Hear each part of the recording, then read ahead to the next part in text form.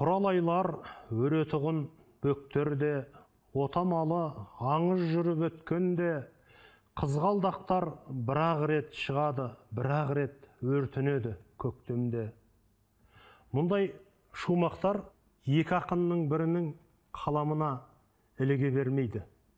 Бүгін біз жаны да таза, жыры да таза деген артына із қалдырған, жақсы әңгіме естелік қалдырған Есенбай Дүйсенбайұлының екі томдық шығармаларын талдауға жиналып отырмыз. Бүгінгі сұхбатымызға ақынның қанаттасы, қаламдасы, белгілі қаламгер Ғұсман Жандыбаев пен Мырзан Кенжебай қатысып отыр. Студиямызға қош келдіңіздер. Ғұсман аға, осы біз білеміз, өзі жақсы адамдардың досы көп болады.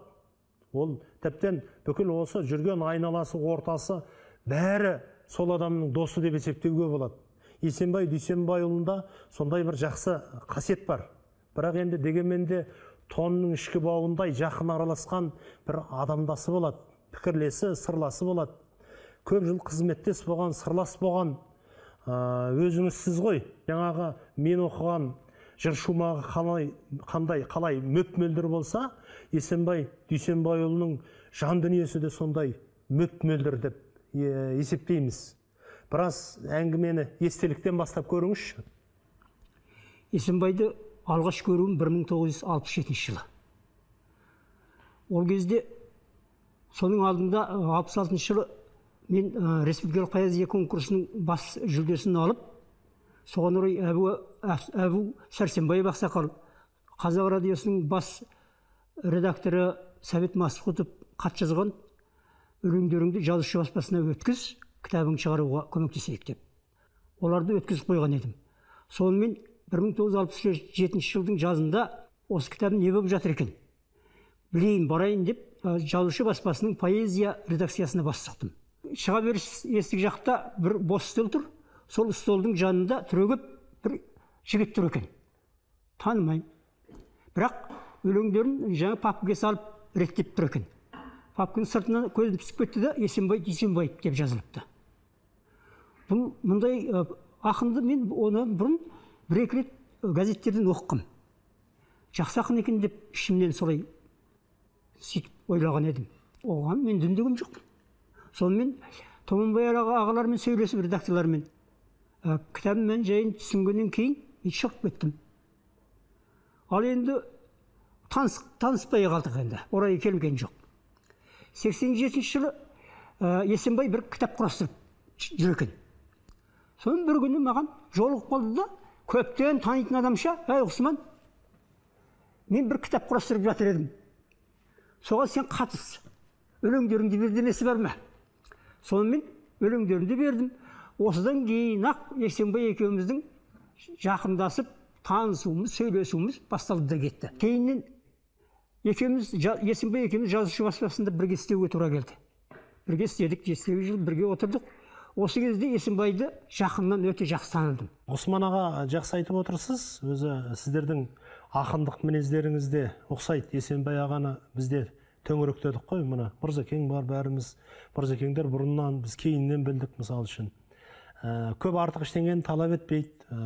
Өзі алдында барына разы, бір ақындық болмысы, ақындық мінезі барлық жағынан алған кезде сіздерде дегенмен де шынымен де бір ұқсастық бар. Енді біз кішкентай адам деп отырмыз ғой. Кішкентай адамның үлкен поэзиясы бар біздің әдебиетімізде. Оны мына әрине ол енді томдықтарды жинақтап шығара беретұғын болсақ, ол әлде неше том болып кетеді, бірақ енді дегенмен де іріктеліп сұрыпталып шыққан осы 2 томдықтың ішінде әртүрлі сипаттағы Есенбай Дүйсенбайұлының ерекшеліктерін байқаймыз. Бұл жерде енді біз өзіміз кейінгі уақытта көп қызығып оқыған бағанағы достық шарждары, эпиграммалары жоқ бұның ішінде. Бірақ енді дегенмен де поэмалары бар. Бұның ішіндегі бір менің қатты назар аударғаным «Сызу» деген поэмасы, дастаны бұл шынымен де күрделі дүние екен. Бұл бір ащы сарказмге құрылған шығарма екен. Ішкі драмалық қақтығыстары бар. «Сызу» дегенде бұл жерде біз мына баспада отырған бір топ жазушы дейді, бір топ редактор дейді. Басшымызға жағыну үшін, басшыларымыздың одан арғы жағындағы басшыларға жағыну үшін, олардың арғы жаққа, Мәскеу жаққа жағыну үшін сыз деген нәрсенің барлығын сыза бердік дейді. Сыза беріп, дым қалдырмадық дейді. Құдай дегенді сыздық дейді. Сондай қасиетті құндылықтардың барлығын сыздық дейді. Аяғында келіп қарасақ, бір күні қазақ деген сөз алдымыздан сопайып өтіп шыға келді. Сондықтан қазақ деген сөзді де белден бірақ сыздық дейді. Сөйтіп отырып, міне осындай жағдайға жеттік дейді. Мынау кәдімгі сана ағысындағы, сана ағымындағы бүгінгілердің жазып жүргендері ғой.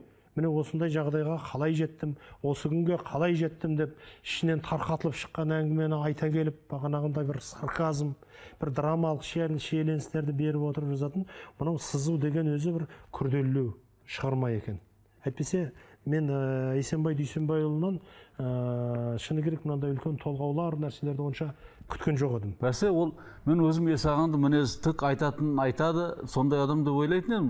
Ол шынында сондай адам еді. Бірақ қалай дегенде де қоғам өзі әлгі Абай айтқандай адамды заман билейді, заманға жаман күйлейді дегендей. Онда арасында тіршілік болғаннан кейін болады. Мен Есағанға 84 жылы қолжазбамды тапсырдым, өлеңдер жинағымды. Соның ішінде ол кезде бір рецензияға береді. Сөйтсем, соның ішінде мен мынандай бір шумақ өлеңім бар еді. Асқар тау жоқ, басын бұлт мұнарлаған, сылқын бұлақ ол да жоқ сылаңдаған, салқын сабат балғын бақ болмаса да, ыстық маған осы боз қуаңдалам деген. Сонда рецензияның ішін жазып, бұл болмайды.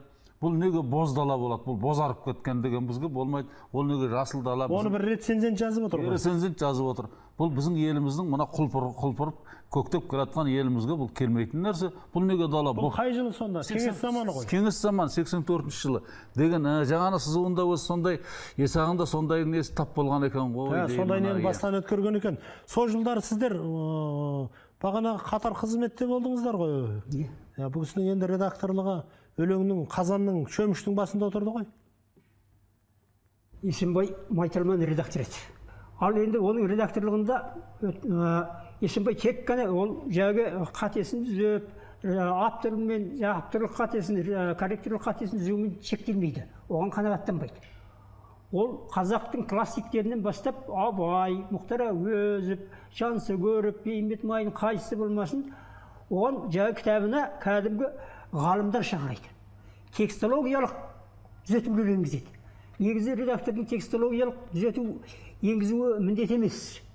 Ол ана академияның жұмысы, ғылым академиясының жұмысы, телеинституты бар, солар жасау керек. Бірақ Есенбай оған қарап етпейді, ананы көріп тұрғаннан кейін, ол оны түземей қоя алмайды. Сөйтіп көптеген кітаптарда жаңа классиктерімізге олардың жаңа текстологиялық қателерін түзетіп, өзі шығарған кітаптарда соны жақсы етіп шығаруға тырысып отырды. Бұл оның бір ерекшелігі. Ол туралы бір жазған осы Абай шығармаларының өлеңдерінің текстологиялық ерекшелігі деген бір 30-40 бет жазған мақаласы бар еді. Ол жалпы шықты ма шықпады ма кітаптарына енді мен бедім білмеймін. Ал ол солын маған көрсеткен. 30-40 беттен тұратын текстологиялық зерттеу өлеңдері былайша айтқанда. Ал ол нақты іс жүзінде соларды өзі жасап отыратын. Маған да жаңағы сен осы текстологиясын жөнде деген сияқты ақыл кеңестерін беріп отырады. Есенбай менен 4 жаста үлкен ғой. Сондықтан 4 жас болса да сыйлап, оны оғысына сыйлап отыратын біз. Байбота Қошыноғай белгілі ақын. Мен сол Есенбай үшеуміз бірге істедік. Есенбай бас редактор болды. Есенғали Раушанов баспаның директоры. Осы үш ағам деп үш ағам менің деп сөйтіп осы үш ағамның ақыл кеңесімен жүремін деп сөйтіп әзіл шыны аралас сөйтіп отыратын еді. Ал енді екінші редактор ретіндегі тағы бір қасиеті жастарға сондай қамқоршыл еді. Жастарға іздеп жүріп жастарды тауып алатын, іздеп жүріп. Өзінің бір әңгімесі бойынша естігенім өзінен. Жалын журналында редактор болып істеген кезде тіпті архивте кетіп қалған қолжазбаларды ақтарып отырып, соның ішінен жастарды тауып шықпай қалған бұрын. Соның жастардың жаңағы жыр жинағын шығарған екен. Мына Талдықорған жақта тұратын қайтыс болып кеткен Жамал Бұқарбаев деген бір жақсы ақын бар еді. Сол ақынды қайта жылда темпранға енгізеді. Жаңағы тендерға жібереді. 3 жыл өтпей қалып, ақыры 3-ші, 4-ші ретінде ме, ақыры қоймай жүріп, телефонмен айтып жүріп, жаңағы Жамал Бұқарбаевты тендерден өткізіп, жоспарға енгізді. Қойшы, сол қолжазбасына дейін алдырып, Жамал Бұқарбаевтың қайтыс болып кеткен жігіт, соның еңбегін жарыққа шығарды. Азғантай адамның шыретіп дүниеге келгеннен бастап, осы ең соңғы ақтығырет демалғанға, ақтығырет деміңді алғанға дейінгі екі аралық өзі өмір деп аталады ғой. Өмір деп ат беріп соған. Сол өмірде мына әділет деген бір, шындық деген, ақиқат дегенді әуел ең алып, о дүниеде де, бұл дүниеде айтатын ақиқат Құранда ғана. Сон менің ойымша осы шындықты айтатын көз түрлердің ішінде тек шындықты айтатын ақындар ғана деп ойлаймын. Нағыз ақын шындықты айтып өту керек. Менің ойымша кім осы бүкпесі жоқ, көкірегінде, жүрегінде қылауы жоқ, қандай қылауы жоқ болса, мына шығармашылығында да сондай қылауы жоқ ақынды Дүйсенбаев еді. Боз құсы болып бір белдің, мен сені өмір қорғаймын, дірілі болып гүлдердің, шырылы болып торғайдың деп бастады, бозалатаңмен болса. Біз соны қандай керемет оқыдық соны. Сонан кейін Есенбайдың творчествосымен соны бақылап келаттым. Дос ретінде бақылаған сияқты, көбіне осы дұшпан ретінде бақылаған кезімде болды. Артынан осы несін іздеп, осы кемшіліктерін іздейсіз. Осы Есағаңның поэзиясы бар, таза, кіршіксіз, нағыз осы пәкизат жүректен шыққан поэзия Есағаң еді. Жүрегін айтса, мына өмірдің шындығын, өлеңнің шындығымен айтқан ақын. Өзі кішкентай жаңа өзіңіз айтқандай арманы да көп еді. Біреулер өліп талып мемлекет сыйлыққа таласқа түсіп жатты. Оқысы өйткен де жоқ. Арманым неткен мол еді. Ойымды оңға бөледі. Барлығын құйттай жүрекке сыйғызып кеткім келеді деген өлеңі бар. Ол сондай ақын еді. Өмірде көргеннің барын жүрегіне айтса, соны айтатын ақын еді. Енді ол мына кейбір өсіңгі ақындарша жаңа мақтау өлең жазып, әкімдерге арнап мақтау өлең жазған жоқ.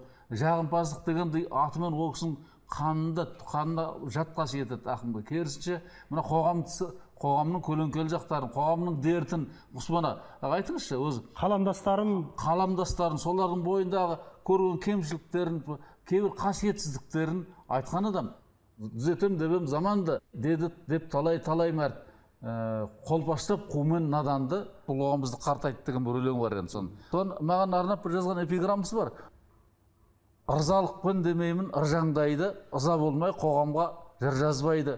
Кешегі Асан қайғы шыққан тұстан осы күн шығып тұр Мырзан қайғы деп маған несі өлеңі бар. Жүрек пәкизат жүректі ақын еді. Дегенмен де біз мына қолымда отырған сол енді Дүйсекеңнің талай өлеңдері бар ғой. Іріктеліп сұрыпталып берген мына 2 томдық оқырманға, көрерменге біз бүгін осы 2 томды таныстырып отырмыз. Сондықтан да осының ішінде қандай өлеңдер бар, жалпы Есенбай Дүйсенбайұлының ақындығы, ақындық тағдыры деген мәселелерді айта кетсеңіз жақсы болар еді Ғұсман аға. Ең бастысы ақынның, оның ішінде Есенбайдың атын өшірмейтін өлеңдері көп. Атын өшірмейтін. Біреулер бар, көп мақталады. Әсіресе тірі кезінде. Содан кейін қайтыс болғаннан кейін де біраз уақытқа дейін мақтап жүреді.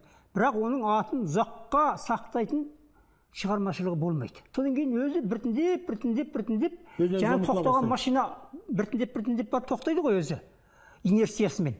Сол сияқты біртіндеп әдебиеттің тізімінен өшіп қала беретін шығармашылар бар. Ол тіпті көп ондайлар. Есенбай оған жатпайды.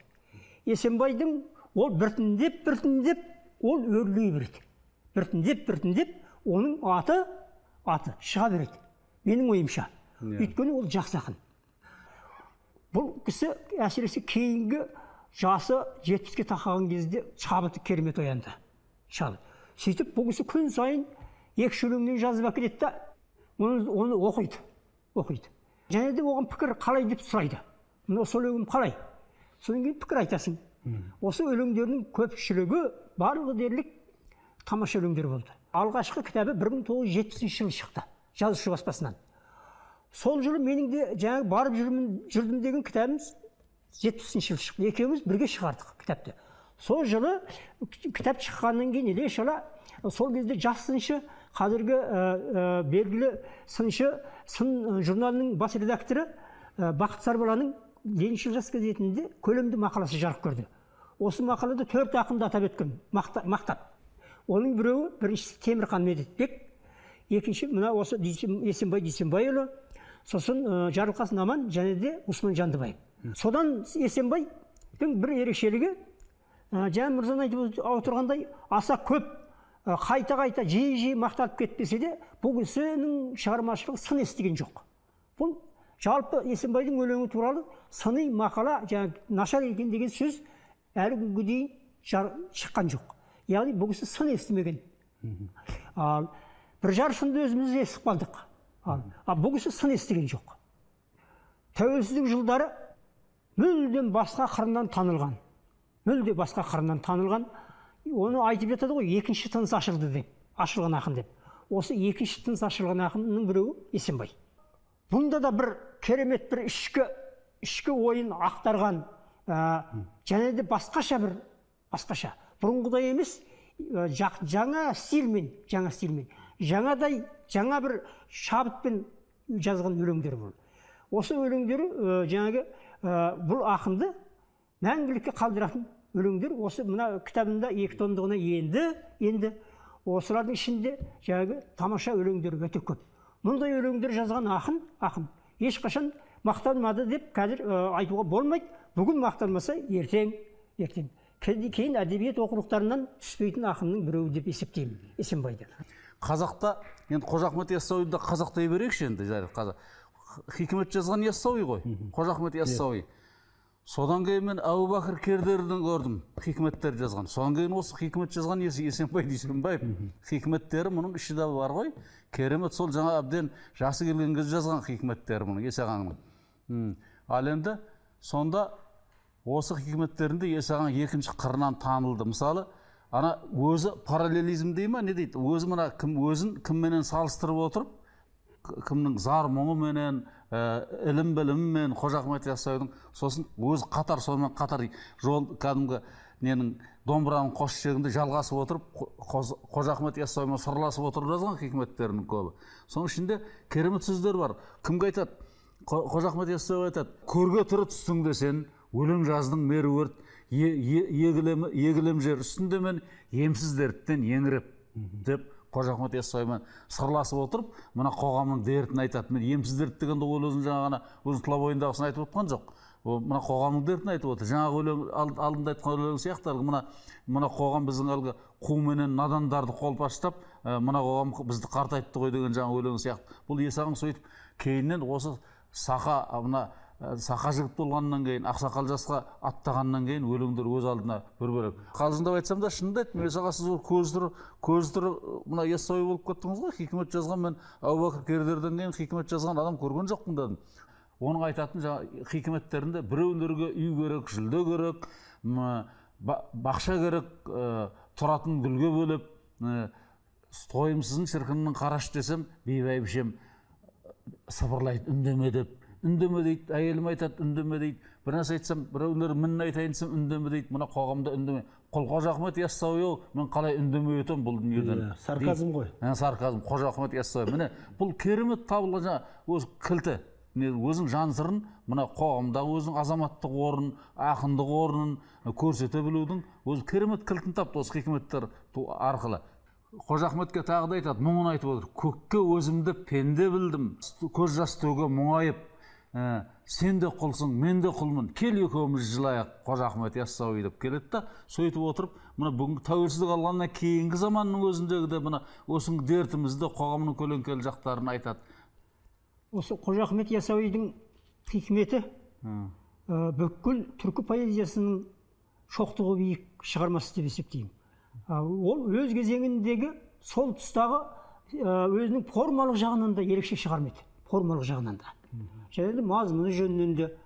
Ол және де мәңгілік ескірмейтін шығарма. Міне осы шығарманы Есенбайдың аударуы 90-шы жылдардың бас кезінде аударып шығарды, бірнеше рет басылды, кейіннен жазушы баспасынан жеке кітап етіп шығарды. Мен ойлаймын, жаңа мен айтып отырмын ғой, екінші тыныс ашылды Есенбайдың деп.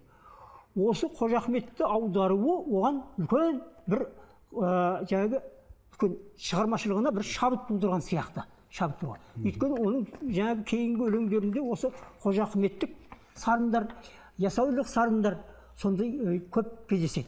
Міне бұл осы аударманың үлкен әсері болған ба деп ойлаймын өзім. Ғұсман аға дұрыс меңзеп отыр. Өзі үлкен мынандай әдеби сыйлықтар алмаса да, бір еленіп мәртебелі орындарға сайланып жүрмесе де, өзі соған мойнын созып ұмтылмаса да, өзі кез келген кезде бір үлкен мүшәйраларда бұл кісінің өлеңдері сый-сияпатқа ілігіп бірінші орын алып жатқан кездері болды. Халық бағаламады емес, бағалады. Бірақ енді әдебиеттегі орны қандай деген мәселенің әлі баса ашылған жоқ меніңше. Бұның бір ерекшеліктері бар, бұл кісінің артықшылықтары бар. Соның барлығы әлі баса ашып айтылған жоқ. Ол енді әдеби сынның мойнындағы міндет деп есептейміз. Бірақ енді Есенбай Дүйсенбайұлының шығармашылығын сөз еткен кезде біз эпиграммаларын айналып өте алмаймыз. Себебі бұл кісінің эпиграммалары деген өте уытты. Анау Қасым Аманжоловтар бастап жазған, одан бергіде талай біздің ақындарымыз айналып соққан, бірақ өте сирек мұндай тақырыпқа барғандар, мына Жарасқан Әбдірәшевтар, себебі жазғысы келсе де сескенеді ғой, бой тартады, жек көрінішті болып көрінгісі келмейді. Одан кейін сол эстафета деп айтайықшы, соның мына Мырзеке сіз өзіңіз жалғап жатсыз, соның мына биыл ортасында осы Есенбай Дүйсенбайұлының эпиграммалары тұр. Тілдері қандай уытты, қандай ащы сарказмдер тұр. Қаламдастары, қабырғаластары, қоғамды, өмір туралы, соның барлығын енді оны айналып біз өте алмаймыз. Енді содан бір мына көрерменге, оқырманға мысалдар айтып кетсек жақсы болар еді. Әбубәкір Кердердің бір өлеңі бар, азамат ерлер қартаяр, қасірет қайғы уайымнан, қайғысы ішкен қарасу артық қой еткен шайыңнан деген. Сол сияқты Есаған мына осы айналасындағы адамдардың мінін, кемшілігін, қоғамның мінін, кемшілігін көріп айтпай отыра алмайды. Бұл мысалы эпиграмма жазу үшін оғанда бір жүректілік, батылдық, ақындық мінез керек. Кезінде Жарасқан Әбдірашев деген осы қанша жазушының бәрін эпиграмма жазып шықты, Жарасқан талайлар көрмей кетті ғой, көрмей кетті. Жоқ, жазу қолынан келетін адам жоқ деп айта алмаймын, қолынан келеді, бірақ бәрі де өздеріне жау тауып алғысы келмейді. Сынымыздың өзі мақтау болды ғой біздің, шынын айтқан мақтау. Енді Есаған сол сынды осы ойлаймын кейінгі мына өзінің эпиграммасы арқылы соны айтарын айтып қалды деп ойлаймын. Мысалы, Есаған айтады, бір күн мені күлдірді келіп. Бір ақын, енді атын айтпай-ақ қой, ренжіп қалар. Бір ақын маған келді дейді. Сосын, Есаға, сіз білесіз ба? Мен кіші жүзбін ғой, мен арғын деп бұларды қатырып жүрмін ғой деп айтты дейді. Есаған айтады. Сосын, сен кіші жүзде болмай-ақ қойшы, мынауын шығарайық деп айтты дейді. Сол ақынға жазған бір эпиграммасы бар. Мемсыйлықты алдыңда мелтектеп ақ қалдың ба, қойып кеттің жылауды, қойып кеттің сұрауды дейді. Сосын бір Советхан Ғаббасов деген ағамыз бар ғой енді. Ол кісі бір ақ көңіл аңқылдаған бір ұлтжанды азамат қой, керемет. Ұлттық тәрбие, ұлттық педагогиканы айып қақса жүрген. Бір жағынан дәрігер, соған жазған эпиграммасы бар. Әрі дәрігер, әрі ғалым, апырай деген. Содан кейін осы Есаған осы тек сын жанрын осы жазбаса да сол эпиграмма арқылы айтатындарын айтып кетті деп ойлаймын өзім. Бәрекелді. Мен енді хабарымыздың соңында бір сәл ұзақтау болса да 3-4 шумақ оқығым келіп отыр. Бағанағы Сызу деген поэмасынан. Себебі ол тікелей Есенбай Дүйсенбайұлының өзінің өмірлік ұстанымдарына да қатысты, адамдық болмысына да қатысты нәрсе. Бұл енді ақынның табиғатын, ол өмір сүрген қоғамның табиғатын, болмысын барлығын ашады екен. Сондықтан да кішкене сәл уақыттарыңызды алам, бірақ осы көрерменге, оқырманға осы өлең ұнайды ғой деп мен ойлаймын. Өлең өртеп сезімді, көшіп келген кезімді, талант біткен тасқада тартып әсем астана, жалт-жалт қарап жасқана, не бір жайсан қасқаға. Көрдіңіз ба? Өлеңнің ішінде жүр ұйқастар. Ана біз 4 жұмақтың аяғында, бұның соңында ұйқасыз дейміз ғой. Бұның кісінің өлеңнің ішінің барлығы, жолдарының, жыр жолдарының әрбір жолының ішінде ұйқастар жүр. Өзімен өзі ұйқасып төгіліп жүр. Қызметім жүр оқу, қызыл шимай баспада дейді. Көрдіңіз ба? Қандай сарказм жатыр. Қызметім ше. Бастық бірде жинап ап, миымызды миналап. Жоғарыдан нұсқау бар, қалт жібермей ұстаңдар. Жалынбай-ақ тәңірге күнелтеді жұрт тегі. Берсе егер қолынан, бермесе егер жолынан. Әміршінің төбеде ойнап әңгір таяғы. Жамбылды да жарықтық, жазғырғандай баяғы. Қар өлеңнен нуалап, қара құрттай дуалап, жеткенінше әліміз жоғарыға жұмыс қып, атеист боп бәріміз көрінуге тырыстық дейді. Мынау қысқартқанымыз сонша дейді, Жамбыл Жәкемнің өлеңдерінің ішінде Құдай деген сөздің бәрін қуалап шықтық дейді. Бәрін сызып, көзін құртып жоқ қылып жібердік дейді. Өзі бір сондай заман болды ғой мынау кеңес заманында. Құйрығын кесіп, құнтитып, мұрнын тесіп, шұнтитып, қара қасқа ат мінген, епісті да қасқа қып, құдайларды белінен бірақ сызып тастадық дейді. Нардың жүгін артатын намыстанды қарт ақын, түйсігі жоқ кім едің, түктің мәнін білмес бір, түсінгенге бұл сөздің қатысы жоқ дінге ешбір. Сонда дінге қатысы бар ма? Қатысы жоқ па әйтеуір Құдай, дін деген әңгімелер, жолдар, сөздер кезіксе, сызып тастай берген заман болған ғой міне.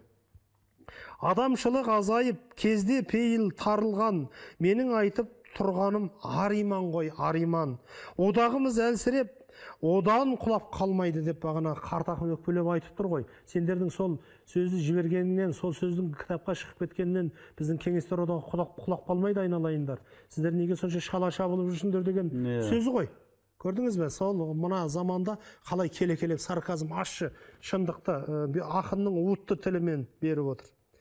Қасапшыға мал қайға, қарешкеге жан қайға, отырағап таласып бой бермедік оған біз. Құдай жоқ қой, ақсақал коммунистік қоғамбыз дейді. Бұл енді кешегі кер заманның, кеңес заманның кесірлі қоғамның келе-келі көрінісі. Ақын соны өте ащы, уытты тілмен жазалған екен. Жалпы Есенбай Дүйсенбайұлының шығармашылығында мұндай ирониялық, сарказмдық, сатиралық, уытты нәрселер өте көп. Ол тіпті лирикасының ішінен де кездесіп қалады. Бірақ дегенмен де біз Есенбай Дүйсенбайұлын лирик ақын ретінде таныдық. Ол біздің әдебиетіміздің тарихында соншама мықты эпиграммалары бола тұра, жаңағындай толғаулары, поэмалары бола тұра, өзінің қатарының алдындағы, маңдай алдындағы лирик ақын ретінде қалады ғой деп біз ойлаймыз.